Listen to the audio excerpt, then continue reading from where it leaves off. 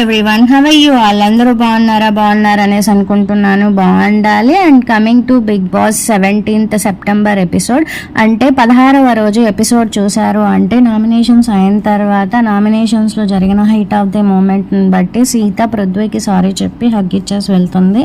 ఆ తర్వాత విష్ణుప్రియ కొంచెం నవ్వుతూ సో పృథ్వీ బొగ్గను గిల్లుతుంది అనమాట. పృథ్వీ బొగ్గను గిల్లిన తర్వాత దీనికి ఐఎమ్ గాడ్ ఈజీ గ్రేట్ అంటూ పృథ్వీ డైలాగ్ కొడతాడు. అప్పుడు సో విష్ణు ఇలా అంటుందన్నమాట, ఇది ఉపేంద్ర డైలాగు, నాకు తెలుసు, నా ఫస్ట్ బాయ్ ఫ్రెండ్ కూడా ఈ డైలాగ్సే యూజ్ చేసేవాడు.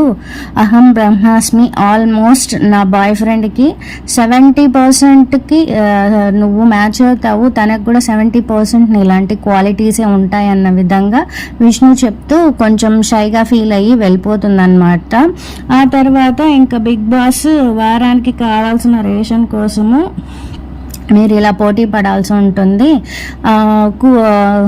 కోటి విద్యలు కూటి కొరకే అన్న డైలాగ్తో స్టార్ట్ చేస్తారనమాట. ఇంకా బిగ్ బాస్ ఎక్కువ టాస్కులు గెలిచిన సభ్యులకి నచ్చిన ఆహారం తీసుకునే అవకాశం ఉంటుంది అన్నట్టు ఆఫర్ ఇస్తారనమాట బిగ్ బాస్.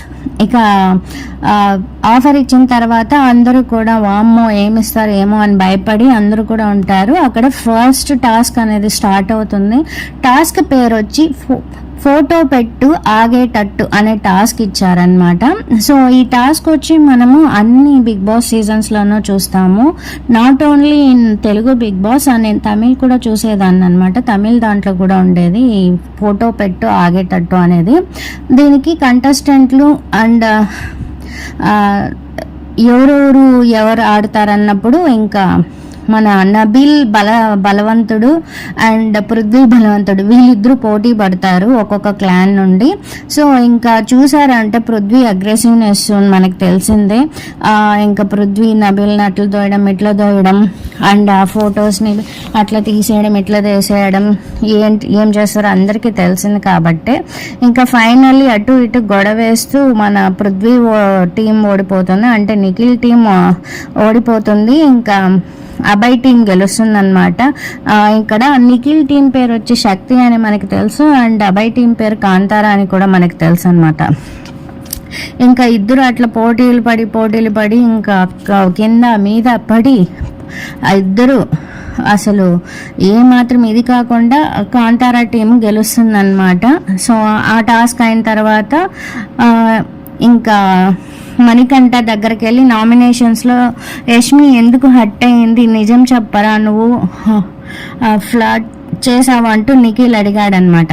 దీనికి ఫ్లడ్ అని చెబుతుంది ఎవరు, అది ఆలోచించు, ఫ్లట్టేశ్వర్ చెబుతున్నాడు అంటూ సీత కౌంటర్ ఇచ్చిందనమాట. ఇక్కడ చాలా కామెడీగా అనిపించింది.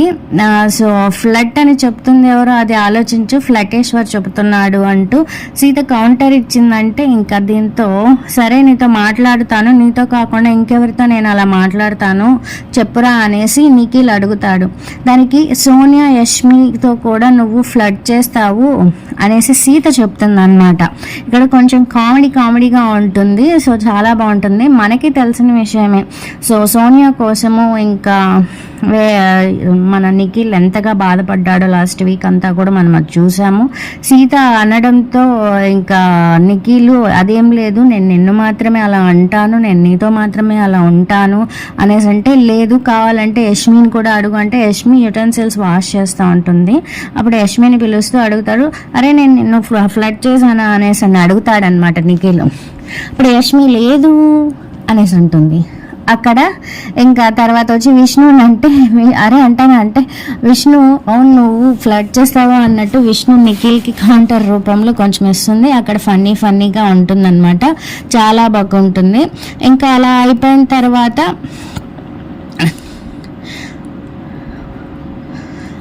ఇంకా అట్లా అయిపోయిన తర్వాత అందరూ కూడా ఇంకా సైలెంట్ అయిపోతారు. ఆ తర్వాత మళ్ళీ ఇంకొక గేమ్ వస్తుందన్నమాట, ఆహారం కోసము, రేషన్ కోసము.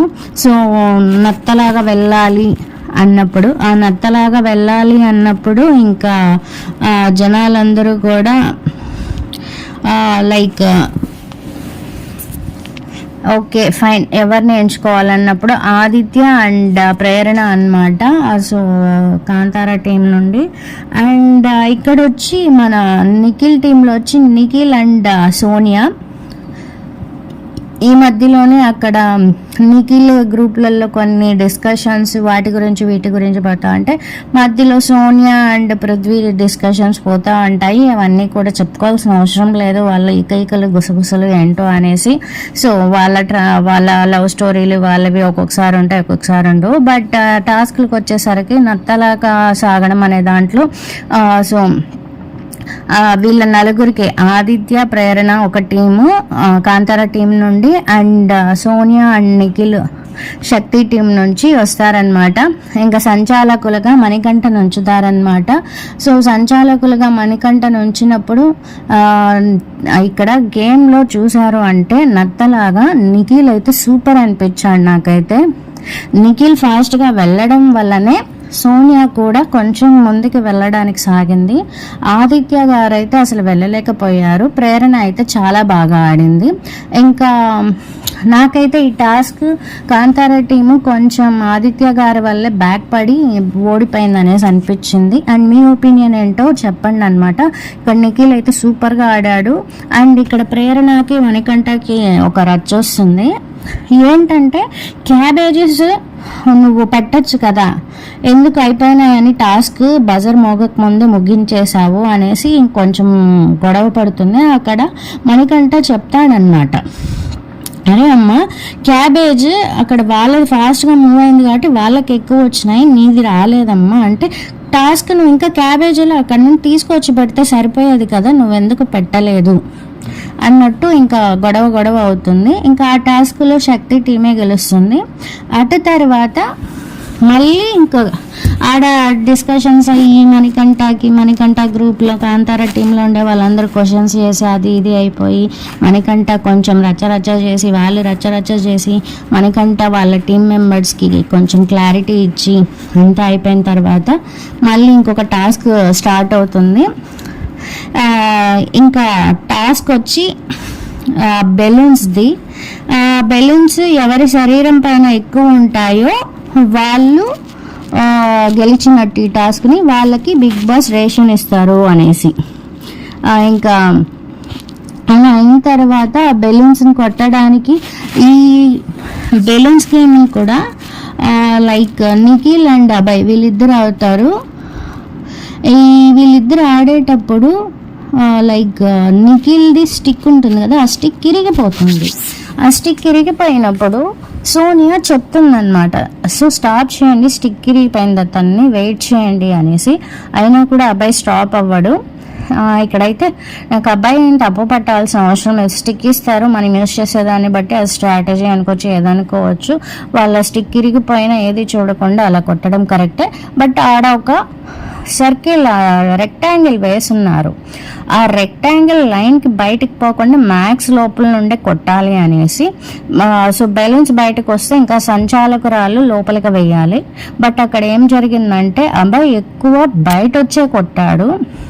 ఆ పాయింట్ సోనియా చెప్తూనే ఉంది, అయినా అబ్బాయి నా ఇష్టం, నేను ఇలానే ఆడతాను అన్నట్టు ఆడాడు. ఇంకా సోనియా వచ్చి డెసిషన్ మేకింగ్ వచ్చి ఎవరు బెలూన్స్ ఎక్కువ ఉంటే వాళ్ళు విన్నర్ అయినట్టు అనేసి అంటుందన్నమాట. ఇంకా సో బెలూన్స్ అనేది ఎక్కువగా వచ్చి నిఖిల్ వాళ్ళదే ఉంటుంది.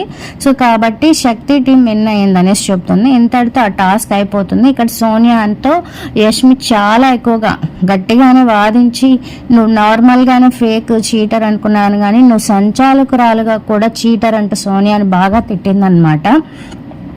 ఇంకా సంచాలక్ డెసిషన్ అనేది ఫైనల్ కాబట్టి బిగ్ బాస్ కూడా ఇంకా సో అనౌన్స్ చేశారు శక్తి టీం గెలిచిందని. నాకు తెలిసి రేషన్ వచ్చి మన శక్తి టీంకే వస్తుంది. సో ఇంకా ఎపిసోడ్ అంతా క్లోజ్ అయిపోతుంది అనమాట. సో దీన్ని బట్టి ఏమర్థమైందంటే బెలూన్ టాస్క్లో అయితే సోనియా పాయింట్స్ కొన్ని నాకు కరెక్ట్గానే అనిపించినాయి. ఎందుకంటే అక్కడ స్టిక్ ఇరిగిపోయింది, ఓకే, అయినా కూడా అబ్బాయి ఆడారు, ఓకే ఫైన్, అది వాళ్ళ టైం వీళ్ళ టైం. స్టిక్ ఇరిగిపోకుండా నిఖిల్ ఆడాలి, దట్ ఈస్ ఆల్సో కరెక్ట్. కానీ అక్కడ ఆ రెక్టాంగిల్ ఉంది కదా, ఆ రెక్టాంగిల్ లోపల వచ్చి అబ్బాయి ఆడాలి. మోస్ట్లీ బయట నుండి ఆడాడు అబ్బాయి, అదైతే రాంగ్ అనిపించింది. సో మీ ఒపీనియన్ ఏందో మీరు కమెంట్ రూపంలో తెలియచేయండి. అండ్ ఈ వీడియో కనుక మీకు నచ్చినట్టయితే please like, share and subscribe to my channel. My channel names are at present updates and Bigg Boss 8 reviews. Stay tuned guys. Keep smiling always.